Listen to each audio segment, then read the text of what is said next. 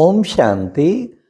आज सुनते हैं 99 की मुरलियों से निकला हुआ मक्खन। कितने भाग्यशाली हैं, इतनी सारी मुरलियां वर्ष की सुनते हैं, फिर लास्ट में मक्खन मिल जाता है। रिवाइज हो जाती हैं। इसलिए कम से कम 2-3 बार मक्खन को जरूर रिवाइज करना चाहिए, क्योंकि सारी मुरलियों की सैकड़ों पॉइंटों में से कुछ एक पॉइंट जो बिल्कुल अग्नि अस्त्र की तरह है, पावरफुल एटॉमिक पावर की तरह बहुत बड़ा काम करती है। एक एक पॉइंट अति शक्तिशाली स्थिति पे टिका देती है। तो आओ सुनते हैं 1999 की मुरलियों का निकला हुआ मक्खन। नंबर 1, वरदान प्राप्त करने का साधन है दिल का स्नेह। जहां दिल का स्नेह है वो स्नेह ऐसा खजाना है जिस खजाने द्वारा बाप दादा द्वारा जो चाहे अविनाशी वरदान प्राप्त कर सकते हो। वह स्नेह का खजाना हर बच्चे के पास है। स्नेह का खजाना है तब तो पहुंचे हो ना। स्नेह खींच कर लाया है और स्नेह में रहना भी बहुत सहज है। पुरुषार्थ की मेहनत नहीं करनी पड़ती, क्योंकि स्नेह का अनुभव हर आत्मा को होता ही है। सिर्फ अब सुनो, सिर्फ क्या सिर्फ अब जो बिखरा हुआ स्नेह था ना, कुछ कहां था, वह बिखरा हुआ स्नेह एक के ही साथ जोड़ लिया है। तो ये हो गया क्या? स्नेह। फिर सेकंड, तो बाप दादा अभी बच्चों से यह प्रत्यक्षता चाहते हैं। क्या? जैसे वाणी द्वारा प्रत्यक्षता करते हो तो वाणी का प्रभाव पड़ता है, उससे भी ज्यादा प्रभाव गुण और कर्म का पड़ता है। हर एक बच्चे के नैनों से यह अनुभव हो, बड़े ध्यान से सुनना, बहुत सुंदर प्रत्यक्षता का आधार बाबा ने बताया। नैनों से यह अनुभव हो कि इन्हों के नैनों में कोई विशेषता है। ये साधारण नहीं अनुभव करें, अलौकिक हैं। उन्हों के मन में क्वेश्चन उठे कि ये कैसे बने, कहां से बने। स्वयं ही सोचे और पूछे कि बनाने वाला कौन है आपको। ये बाबा कहते जैसे प्रत्यक्षता हो गई ना, ये है प्रत्यक्षता का आधार। मतलब गुण और कर्मों का इतना प्रभाव हो। नेक्स्ट बाबा ने कहा, बाप भी कहते हैं, हे विश्व के बहुत बहुत स्नेही बच्चे, खूब नाचो, खूब गाओ। और काम ही क्या है? ब्राह्मणों का काम क्या है? योग लगाना भी क्या है? मेहनत है क्या? योग का अर्थ ही है आत्मा और परमात्मा का मिलन। तो मिलन में क्या होता है? खुशी में नाचते हैं। बाप की महिमा के मीठे मीठे गीत दिल ऑटोमेटिक गाती है। ब्राह्मणों का काम ही यह है, गाते रहो, नाचते रहो। ये मुश्किल है क्या? नाचना गाना मुश्किल है? नहीं ना। कितना सहज बाबा ने कर दिया योग को भी, कि बस नाचो और गाओ, खुशी के गीत गाओ। नेक्स्ट, बाप दादा कहते हैं, आप लोगों ने ही प्रकृति की सेवा दी है। आप लोगों ने ही प्रकृति को सेवा दी है। क्या? किस खूब सफाई करो, उसको लंबा लंबा झाड़ू दिया है, साफा करो। तो घबराते क्यों हो फिर? क्या बाबा ऐसी बातें सुनाता है जो सचमुच निर्भय मूर्त बना देता है। कि आपने ही तो सेवा दी है, इतना लंबा लंबा झाड़ू दिया कि सफा करो। आपके आर्डर से वे सफाई कराएगी तो आप क्यों हलचल में आते हो? आपने तो ऑर्डर दिया है। तो अचल अडोल बन मन और बुद्धि को बिल्कुल शक्तिशाली बनाए, अचल अडोल स्थिति में स्थित हो जाओ। प्रकृति का खेल देखते चलो, घबराना नहीं है। किसी भी तरीके से बाबा कहते घबराना नहीं। हाँ, क्यों? क्योंकि हमने ही तो ऑर्डर किया है, तो फिर घबराने की क्या बात है। हाँ। नेक्स्ट, बाबा ने कहा साकार में कहानी सुनाई है ना, क्या बिल्ली के पुंगड़े भट्टी में होते हुए भी सेफ रहे ना, या जल गए? सब सेफ रहे। तो आप परमात्म बच्चे जो साथ होंगे वे सेफ रहेंगे। सुन लीजिए, कितनी भी परीक्षा प्रकृति या और कोई ले, लेकिन बच्चों की गारंटी दे दी है, आप परमात्म बच्चे जो साथ होंगे वे सेफ होंगे। अगर और कहां बुद्धि होगी तो कुछ ना कुछ सेक लगेगा जरूर। ना कुछ ना कुछ प्रभाव होगा। साथ में कंबाइंड होंगे, एक सेकंड भी अकेले नहीं होंगे तो सेफ रहेंगे। हाँ, कितना अच्छा बाबा ने तरीका बता दिया, बस कंबाइंड रहो फिर बिल्कुल सेफ। नेक्स्ट, तो साथ नहीं छोड़ो, अपने अधिकार और प्रेम की। अब सुनो, अपने अधिकार साथ कैसे लेना है। अपने अधिकार और प्रेम की सूक्ष्म रस्सी से बांध कर रखो। किसको? बाबा को। ढीला छोड़ देते हो ना, स्नेह को ढीला कर देते हो, अधिकार को थोड़ा सा स्मृति से किनारा कर देते हो। तो ऐसे नहीं करना। जब सर्वशक्तिवान साथ का ऑफर कर रहा है तो ऐसी ऑफर सारे कल्प में मिलेगी क्या? नहीं मिलेगी ना। तो कितना। नेक्स्ट, बाबा ने कहा मनसा में भी अपवित्रता का अंश धोखा देगा। तो मनसा, वाचा, करुणा, संबंध, संपर्क सब में पवित्रता की अति आवश्यक है। मनसा को हल्का नहीं करना, क्योंकि मनसा बाहर से दिखाई नहीं देती, लेकिन मनसा धोखा बहुत देती। ब्राह्मण जीवन का जो आंतरिक वर्षा सदा सुख स्वरूप, शांत स्वरूप, मन की संतुष्टता है, उसका अनुभव करने के लिए मनसा की पवित्रता चाहिए। बाहर के साधनों द्वारा या सेवा द्वारा अपने आप को खुश करना, यह भी अपने को धोखा देना है। बाहर के साधनों द्वारा या सेवा द्वारा अपने आप को खुश करना, यह भी अपने को धोखा देना है। तो कितना अच्छा बाबा ने सुनाया।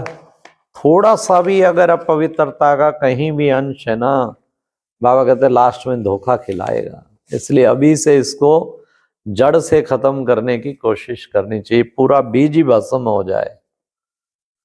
तो क्यों? पवित्रता ही तो सुख शांति की जननी है। नेक्स्ट, बाबा ने कहा बाप के साथ का अनुभव, कंबाइंड पन का अनुभव इमर्ज करो। ऐसे नहीं कि बाप तो है ही मेरे साथ, साथ तो है ही है।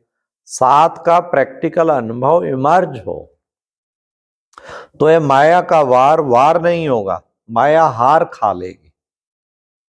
ये माया की हार है, वार नहीं है। सिर्फ घबराओ नहीं, क्या हो गया, क्यों हो गया, हिम्मत रखो, बाप के साथ को स्मृति में रखो। तो बाबा ने कहा ये माया की हार है, वार नहीं है, इसलिए स्मृति में रखो, इसको अनुभव को बिल्कुल इमर्ज रखो। नेक्स्ट, बाप दादा बच्चों की रूरवान सुन मुस्कुरा रहे थे। बच्चे कहते हैं कि पावरफुल याद के 4 घंटे बाबा होते नहीं है। बाप दादा ने 8 घंटे से 4 घंटा किया और बच्चे कहते हैं 2 घंटा ठीक है बाबा। वाह वाह, दिल की बात बाबा। तो बताओ कंट्रोलिंग पावर हुई? और अभी से अगर यह अभ्यास नहीं होगा तो समय पर पास विधान और राज्य अधिकारी कैसे बन सकेंगे? हाँ, बाप दादा को हंसाते भी हैं। ट्रैफिक कंट्रोल 3 मिनट नहीं होता, शरीर का कंट्रोल हो जाता है, खड़े हो जाते हो। नाम है मन के कंट्रोल का, लेकिन मन का कंट्रोल कभी होता कभी नहीं होता। कारण क्या? कंट्रोलिंग पावर की कमी। तो उसको बढ़ाएं, उससे ही फिर सब कुछ ठीक हो जाएगा। नेक्स्ट, बाबा ने कहा तुम बच्चे रिचेस्ट इन द वर्ल्ड हो। इतना रिचेस्ट बनने का साधन क्या है? बहुत छोटा सा साधन है, लोग रिचेस्ट बनने के लिए कितनी मेहनत करते हैं और आप कितना सहज माला माल बनते जाते हैं। जानते हो ना साधन, सिर्फ छोटी सी बिंदी लगानी है बस। बिंदी लगाई कमाई हुई। आत्मा भी बिंदी, बाप भी बिंदी, और ड्रामा फुल स्टॉप लगाना ये भी बिंदी। हाँ, अब इसी से रिचेस्ट इन द वर्ल्ड बन जाएंगे, रिचेस्ट इन द वर्ल्ड। छोटी बात है क्या, richest in the world. Next, सभी बच्चे पूछते हैं इस साल क्या सेवा करें बाबा। बाप दादा पहली सेवा यही बताते हैं कि अभी समय अनुसार सभी बच्चे वानप्रस्थ अवस्था में, तो वानप्रस्थी अपने समय साधन सभी बच्चों को देकर स्वयं वानप्रस्थ होते हैं। तो आप सभी भी अपने समय का खजाना, श्रेष्ठ संकल्प का खजाना अभी औरों के प्रति लगाओ, अपने प्रति समय संकल्प कम लगाओ। औरों के प्रति लगाने से स्वयं भी उस सेवा का प्रत्यक्ष फल खाने के निमित्त बन जाएंगे। मनसा सेवा, वाचा सेवा, और सबसे ज्यादा चाहे ब्राह्मण चाहे और जो भी संबंध संपर्क में आते हैं उनको कुछ ना कुछ मास्टर दाता बन के देते जाओ, देते चलो, देते चलो। ये है सबसे बड़ी सेवा।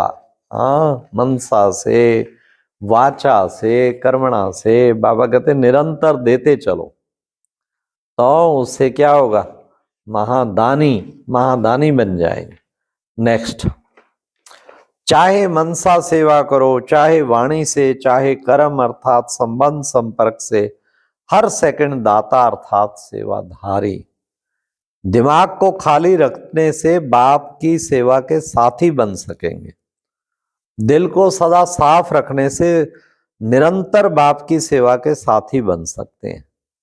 आप सबका क्या वायदा है, साथ रहेंगे, साथ चलेंगे, वायदा है ना, तो पक्का वायदा निभाना है।